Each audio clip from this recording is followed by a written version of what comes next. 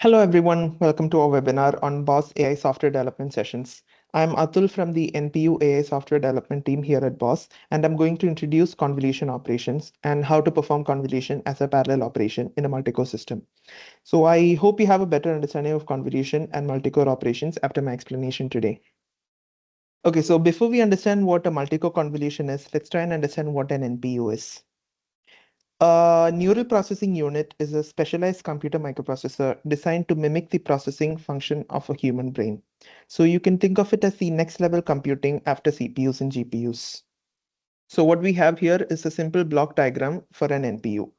So this right here is the SRAM. It is the memory of a core. Bos N1 NPU has 1.5 MB of memory per core. The matrix and vector engines are the math engines of an NPU.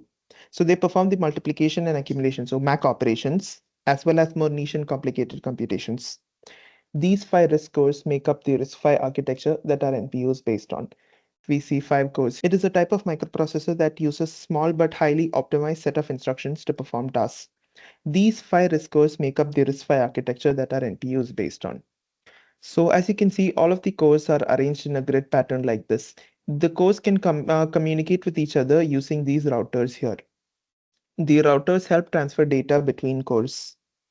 There are other parts to a 10-6 core, but we are going to ignore them for now. Now let's try and understand what a convolution operation is.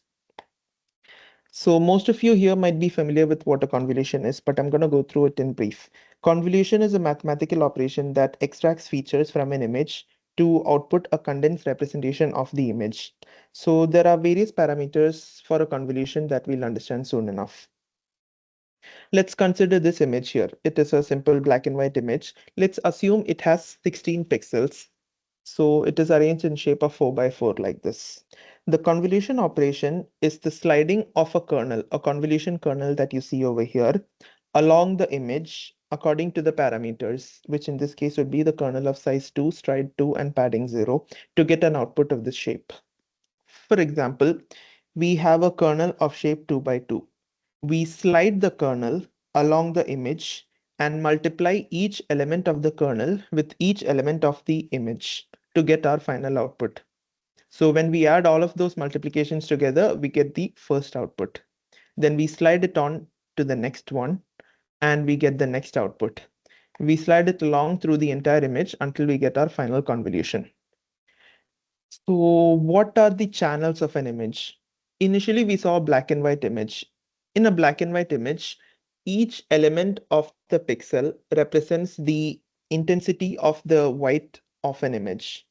So in this case, for example, we have a 3-channel image of RGB. So the red channel represents the intensity of red in the image. Green channel represents intensity of green and blue channel represents intensity of blue in the image. So take this umbrella, for example. This umbrella in the red channel, it is very bright because there is a lot of red in this pink. The green channel, it is very dark because there is not a lot of green in pink. And blue channel, it is somewhat in between. So when you combine them all together, we see it as a pink color. Now let's understand the various parameters in convolution. As we already saw, the kernel strides across the image and each pass covers a part of the image that is the size of the kernel. These parts are called windows. For example, when the kernel strides across the image this way, the kernel covers this part of the image in its first pass, then this part in the second, this in the third, and so on. So each pass is called a window of the image. So is it possible to convert the windows into rows? It's actually fairly simple, and this is the operation called image to call. So take a random window. For example, let's take this window over here. We are gonna convert it into one row as we see here. And then when we multiply it with this kernel, which is reshaped into this shape, we can convert this window and kernel pass into a matrix multiplication to get our final output. So essentially, if we convert the entire image into rows like this and multiply it with the kernel also reshaped into a column like this, we can convert a convolution operation into a matrix multiplication. So take the first window, we convert it into a row this way. second window into a row, third into a row, and fourth into a row. When we multiply it with the reshaped kernel, we can get an output of shape of this shape here, which we can further reshape to get our final output. Now, what if our image had two channels? In that case, we perform the same operation. So how would convolution go? The convolution kernel will have two channels, the same as the number of channels in the image. Each element of the first channel of convolution will be multiplied with first channel of the image. Each element of the second channel of convolution will be multiplied with the second channel of the image, and all 8 pixels will together be added to get the one single output for our output. So similarly, we take the first window of our first channel of image, we stack it next to the first window of the second channel. We do the same for every window in every channel. The kernels are also reshaped into weights of this shape to get the final output. What if we have multiple output channels? So this time the output has multiple channels. When there are multiple channels in a convolution operation, we increase the number of kernels to match the number of output channels. So the input channels, the way to convert an image into activation remains the same, but the kernels are reshaped such that each kernel is stacked on top of each other. We get our output in this shape, which is further reshaped into our final output image. So this is how we convert an entire image into a matrix, and we multiply it with the weight matrix to get our final output. Okay, so now that we've created our activation and weight matrices, let's try and understand how they are created. The number of rows in an activation matrix is the number of windows. You can say that the number of windows is basically the number of pixels in our output image. So the number of rows in our activation matrix is the product of the output height and output width. We can calculate this output height and output width for any convolution using the formula here. The number of rows in an activation matrix is the product of output height and output width, which is a function of the input size, the kernel size, stride, and padding values as applied to this formula here. Now that we've created our activation and weight matrices, let's try and understand exactly how they are created. The number of rows in the activation matrix is equal to the number of windows. So essentially, it is the number of pixels in the output matrix, that is the product of output height and output width. We can calculate the output height and output width for any convolution using this formula here. So in essence, the number of rows in an activation matrix is a function of the input size, the kernel size, the padding values, and the stride. Now, what is the number of columns in the activation matrix? These 4 pixels here come from the size of the window, which is the size of the kernel. That is the number of pixels in the kernel, in each channel of the kernel. And each of these blocks represent each input channel. So the number of columns in an activation matrix is the product of the kernel size into number of input channels. The number of rows in a weight matrix, obviously, it is the number of pixels in the columns in the activation, which is also the number of pixels in the weight kernel. And the number of columns in the weight channel is the number of output channels, as we already saw. So the product would be an output matrix where the number of rows is the number of elements in the input channel and the number of output channels. So now that we've converted convolution into a matrix multiplication operation, let's try and implement it as a multi-core operation. So just being matrix multiplication makes this operation a lot easier for the matrix engine to perform. But an NPU has many such matrix engines, one in each core. So the next step should be to parallelize this operation. Matrix multiplication can be parallelized simply by dividing the output.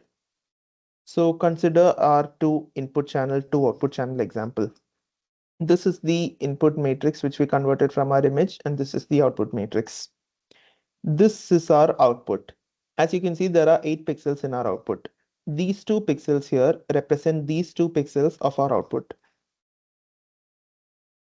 So if we can split our output into 4 along the row, we could tell that this row of our input, when multiplied with the entire weight, so only this row when multiplied with the entire weight will give us these 2 pixels over here. In essence, when we divide the output matrix along the row, the number of rows that we've divided it into is only dependent on the same number of rows in our activation matrix. So these two pixels only require this first row of our activation matrix. So if we can divide each output into different cores, such that only one row of the activation, we can call it an activation block. So when we divide our entire activation into activation blocks across all cores, we can divide this matrix multiplication into being done parallelly. Consider, say, core 0's activation block. It has 8 pixels and such of a size 1 by 8. If the activation block were instead of size 1 by 4, it would only require half the weights. The first half of the weight matrix is of size 4 by 2, and which gives us a partial sum of the first and second output, as we can see over here. So when we multiply this weight with only the first channel, we get partial sum of pixel 1, and when we multiply with half of the second channel, we get a partial sum of pixel 2. We do the same with the next part, and we get partial sum of pixel 1, which when added together gives us the whole sum, the same way here. So by reducing the activation block to half of the activation, we made the single matrix multiplication into two matrix multiplications, but of smaller matrices. So this is only useful in certain situations. Now let's forget the colorful boxes. Let's try and get into a convolution operation using real matrices with real values. Consider this image here. It's an RGB, so it has 3 channels, which gives us an input channel of 3. We're of course using random values here because to make the math more convenient. Since our padding is 1, we pad each channel of our input with zeros for width of 1. This will be the input for our convolution. The kernel is of size 2 by 2, and since we know our input channel is 3, each kernel will look something like this. And since we have an output channel of 2, we will have 2 such kernels. For the first channel of kernel, each input for the channel of strides across the input starting from this window here. Here the elements are multiplied together with the kernel values, and they are all added together to get the first pixel of our output. We then stride, since the stride value is 1, the kernel moves by 1, and we multiply the same kernel with the new pixel values to get our second pixel of our output. We repeat this process, striding our kernel across the entire image until we get the first channel of our output. Now we repeat the same process, and our final pixel image looks something like this. So our final convolution output would be combining the two output channels into our into our single image. I'd like to thank you all very much for your time and attention. Hope to get back to you soon enough with more interesting topics. Thank you.